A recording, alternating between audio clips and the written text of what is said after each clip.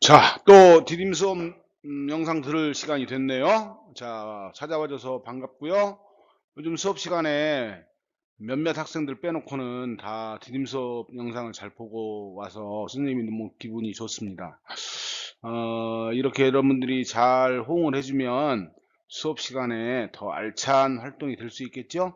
자, 오늘은 여러분들이 좀 좋아할 만한, 흥미있어 할 만한 그런 주제입니다. 태양에 대한 거죠. 교과서 155쪽 되겠습니다. 먼저 태양의 모습 한번 볼까요? 자, 우리가 육안으로 보면 태양이 좀 노랗다고 해야 되나요? 약간 붉은 빛이 돈다고 해야 되나요? 그렇게 보이죠? 망원경으로 지상에서 관측한 태양의 모습은 이렇게 하얀 이런 모습을 하고 있어요. 그리고 이제 요 그림에서 보면 여기 이런 데 보면 시커먼 점 같은 것들이 흑점 같은 것들을 볼 수가 있고요. 인공위성에서 촬영한 이 모습들을 보면 태양이 굉장히 활발하게 이글이글 불타오르는 모습을 볼 수가 있습니다. 색깔도 훨씬 붉은색을 많이 띠지요. 자, 그럼 태양의 이 특징과 구조를 좀 더 구체적으로 알아볼까요? 먼저 태양은 온도가 매우 높죠. 내부 온도는 무려 1500만 도씨가 넘는다 그래요. 그리고 압력도 굉장히 높아요. 이런 상태에서는 물질이 액체나 고체로 존재할 수 없어서 태양은 대부분의 물질들이 기체로 존재하죠.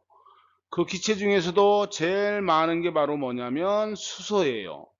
근데 수소가 이런 고온 고압하에 놓이게 되면 이것이 헬륨으로 바뀌게 되는데 이게 바로 핵반응이죠.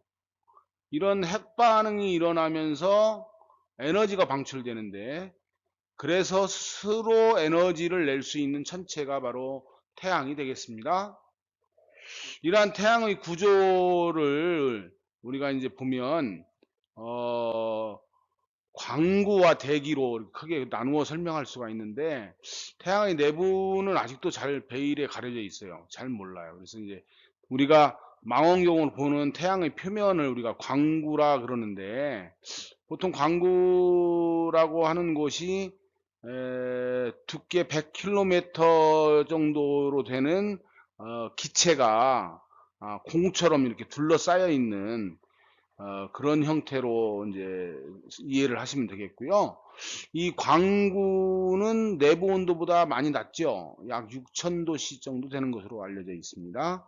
그 다음에 그 광구 바깥쪽에 대기층이 있는데 이 대기층은 채층과 코로나로 구분하고요. 평소에는 광구가 너무 밝기 때문에 관측이 매우 어렵습니다. 그러면 태양의 대기를 좀 자세히 알아볼까요? 태양의 대기는 채층과 아까 코로나로 되어 있다 그랬죠? 채층은 광구 바로 윗부분이에요. 여기 이제 광구 부분이 지금 계기일식 같은 걸로 해서 완전히 지금 태양이 가린 상태. 요 바깥쪽에 보면 약간 붉은색을 띠는 부분, 이 부분이 바로 채층이지요. 이 채층은 두께가 한 1600km 정도 이렇게 되는 걸로 마을이 1600km지 지구의 반지름이 6400이니까 6400km니까 이 채층의 두께가 굉장히 두꺼운 걸 알 수 있죠. 그 다음에 그 채층 바깥쪽으로 위에 쭉 뻗어서 올라가 있는 게 바로 이제 그 코로나인데 이 코로나는 주로 흰색의 대기층을 이루는 것을 볼 수가 있습니다. 다음은 태양에서 볼 수 있는 여러 가지 현상들이에요. 광구를 먼저 알아볼까요? 자, 광구에는 쌀알무늬와 흑점이라고 하는 거 오른쪽 그림에 나오죠? 이런 것들을 볼 수가 있어요. 여기 쌀알무늬는 바로 대류 현상에 의해서 온도가 높은 것이 올라오는 곳은 허옇게 보이고 온도가 낮은 부분들이 내려가면 검게 보여서 이런 쌀알무늬들이 보이는데 이게 이제 수분 정도 지속됐다가 없어지고 새로 생기고 없어지고 새로 생기고 하면서 표면 전체에 이렇게 쌀알을 뿌려 놓은 듯한 모습을 볼 수가 있고요. 이 쌀알무늬보다 훨씬 큰 이런 검게 보이는 흑점이 있는데 이런 흑점들은 온도가 주변보다 낮아서 생기는 걸로, 이런 흑점들이 많아지면 태양 활동이 훨씬 더 활발하게 일어나는 것으로 이렇게 알려져 있습니다. 다음은 대기에서 볼 수 있는 현상들이에요. 먼저 플레어라고 하는 현상을 우리가 이제 볼 수가 있는데, 이 플레어는 요 표층 부분에서 채층의 일부가 확 밝아지는 현상이 생기게 되는데, 이거는 이런 폭발이 일어나기 때문에 흑점 부분에서 이런 폭발이 일어나기 때문에 보이는 게 바로 플레어고요. 그 다음에 홍염이라고 하는 게 있어요. 이런 홍염은 여기 이제 불꽃 덩어리가 불춘된다 그랬는데, 이게 이제 불꽃 덩어리라는 게 이제 기체죠. 아까 얘기했지만 태양은 기체로 되어 있다 그랬잖아요. 이런 기체가 막 분출돼서 위에 코로나층까지 굉장히 크게 이렇게 뻗어 오르는데, 대부분 이것이 고리 형태로 보입니다. 그래서 이제 홍염과 플레어는 폭발에 의해 생긴 거고, 홍염은 기체가 분출돼서 생기는 것이 다르다, 이렇게 보시면 됩니다. 자, 이러한 태양의 활동이 지구에 미치는 영향이 아주 막대한데요. 그거에 대해서 한번 알아볼까요?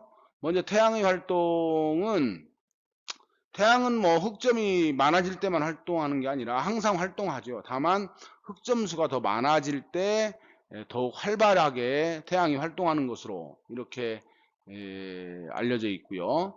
이런 흑점이 생기는 주기가, 여기 이제 그래프가 여기 보면, 여기는 이제 흑점이 많아졌다 적어졌다 많아졌다 적어졌다를 반복하는데, 이 반복 주기를 여기서부터 여기까지를 평균 내보면 약 11년 정도 걸린다 그래요. 그래서 흑점수는 11년을 주기로 많아지고 적어지고를 반복하게 됩니다.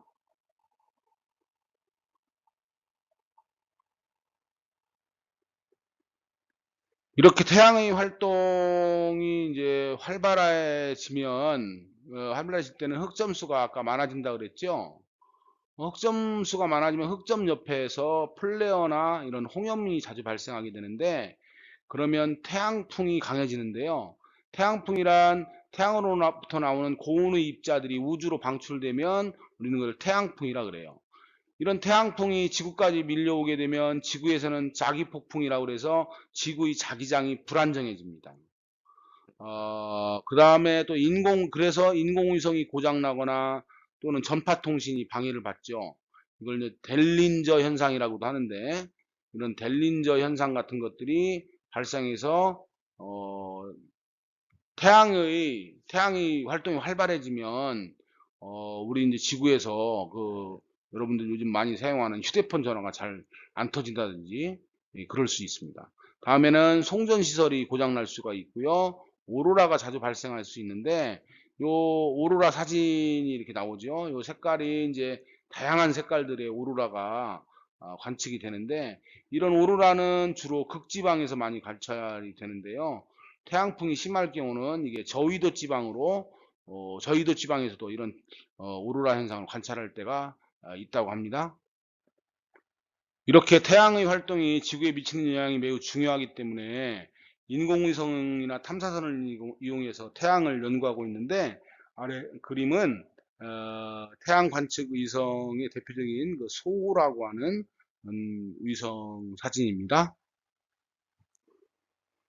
자, 지금까지 배웠던 내용 확인해 볼까요? 광고에서 수많은 쌀알을 뿌려놓은 것과 같은 작고 밝은 무늬를 뭐라고 했죠?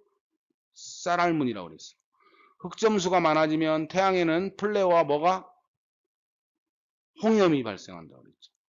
자, 태양이 활발해질 때 지구에 미치는 영향을 설명하시오 그랬는데 어때요?